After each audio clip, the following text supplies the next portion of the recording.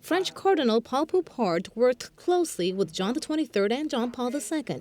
He had the opportunity to eat lunch and talk many times with then Cardinal Wojtyla, and he was greatly impressed by his deep sense of prayer.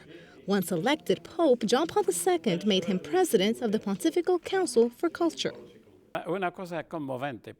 It's amazing to think I had the privilege of working with John Paul II for over a quarter of a century, to speak together, to partake in the same apostolic zeal, to co-celebrate Mass, and I have to admit that I never doubted His Holiness. He breathed prayer. He had complete devotion. It was his natural way of being. As an official of the Secretariat of State and by personal request of John XXIII, the Cardinal also had the opportunity to work hand in hand with John XXIII during the Second Vatican Council.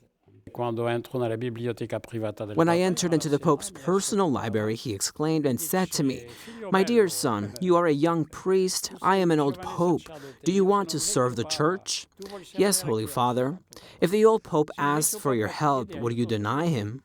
He says he's very thankful for the opportunity to have worked with both popes, and he says he always considered them saints. Shortly after the death of John XXIII, the French cardinal realized that he was not the only one convinced of John XXIII's sanctity. I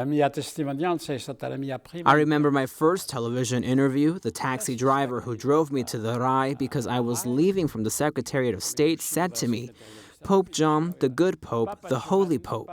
The same thing happened with John Paul II. The people never doubted the holiness of either.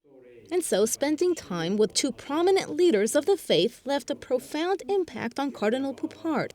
And he jokes that some of their holiness hopefully rubbed off on him.